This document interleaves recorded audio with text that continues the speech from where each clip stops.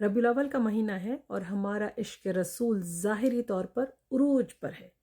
ہر سال اسی ایک مہینے میں ہم عشق رسول صلی اللہ علیہ وسلم کا دعویٰ کرتے ہیں اور بڑے زور و شور سے کرتے ہیں، لیکن کیا ابھی ہم نے سوچا کہ عاشق رسول ہونا کتنی بڑی سعادت ہے؟ عاشق رسول ہونے کا دعویٰ کرنا ایک چیز ہے اور عاشق رسول ایکچولی ہونا ایک دیگر چیز ہے۔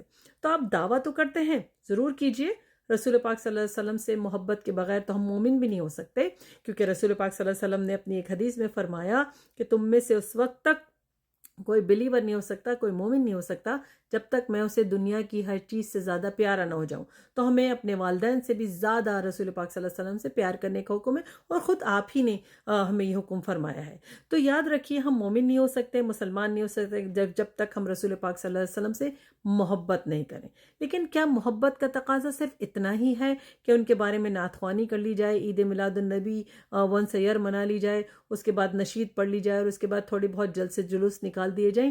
نہیں، عاشق رسول، یاد رکھیے، اس اعزاز کو آپ جب تک نہیں پا سکتے جب تک آپ ظلم کے خلاف آواز اٹھانے کے قابل نہیں ہوتے، جب تک آپ ناانصافی کے خلاف آواز اٹھانے کے قابل نہیں ہوتے، جب تک آپ ظلم کو روکنے والے ہاتھ نہیں بنتے، کیونکہ یہی تو ہمارے نبی کریم صلی اللہ علیہ وسلم دنیا میں لے کر آئے تھے۔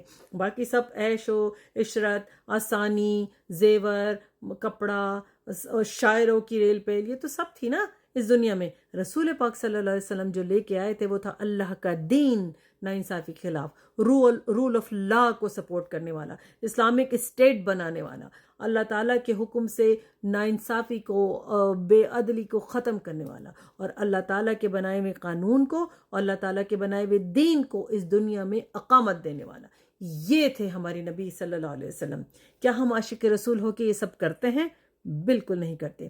تو یاد رکھیے، جب تک کہ آپ کے افکار، آپ کی گفتار اور آپ کے کردار مکمل طور پہ رسول پاک صلی اللہ علیہ وسلم کی اس اسوہ کے سانچے میں نہیں ڈھل جائیں، تو عاشق رسول اپنے آپ کو کہلانا چھوڑ دیں، کیونکہ یہ انتہائی شرمناک، دوغلی اور منافقت پہ مبنی بات ہے کہ ہم عاشق رسول تو اپنے آپ کو کہیں، دعویٰ کریں کہنے کا، ٹھیک ہے، بننے کا، ہونے کا، لیکن اس کے باوجود اس کے اوپر عمل نہیں کریں۔ یاد رکھیے، دنیاوی محبت بھی بغیر عمل کے بیکار ہے۔ آپ اگر کسی کو عشق کرنے کا دعویٰ کرتے ہیں نا، عام انسانوں کو جو رسول پاک صلی اللہ علیہ وسلم کی خاک پاک کے برابر بھی نہیں ہے، ان کے ساتھ بھی اگر آپ عشق کرتے ہیں تو وہ آپ سے پریکٹیکل ایگزامپلس اور ایویڈنس مانگتے ہیں۔ تو رسول پاک صلی اللہ علیہ وسلم سے آپ بالکل ایسے خالی خولی عشق کا دعویٰ کیسے کر سکتے ہیں؟ جبکہ وہ تو رحمت للعالمین بنا کے بھیجے گئے تھے۔ انہوں نے تو اپنے آپ کو چلتا پھرتا قرآن بنا کے ثابت کیا رہتی دنیا تک، اور ہمارے لیے وہ لیگیسی چھوڑ کے گئے کہ اگر ہم جیسے خاکسار گنہگار لوگ آج اسے فالو کر لیں تو ہمارا دنیا میں اور کوئی ثانی نہیں ہوگا۔ اور پاکستان میں اس وقت کوئی ایک بھی عاشق رسول زندہ نہیں ہے جو رسول پاک صلی اللہ علیہ وسلم کو منوان فالو کرتا ہو۔ تو عاشق رسول بننے کے لیے پاکستانی قوم کو سب سے پہلے ظلم کے خلاف، ناانصافی کے خلاف اور بربریت کے خلاف اٹھ کے کھڑا ہونا ہوگا، چاہے وہ اپنے اوپر ہو یا کسی اور کے اوپر ہو، کیونکہ رسول پاک صلی اللہ علیہ وسلم نے یہ بھی فرمایا ہے کہ ظلم سہنے والا بھی اتنا بڑا گنہگار ہے جتنا ظلم کرنے والا، کیونکہ وہ اس کو الاؤ کر رہا ہے ظلم کرنا۔ یاد رکھیے، عاشق رسول بنیے، الفاظ سے نہیں، گفتار سے نہیں، کردار سے۔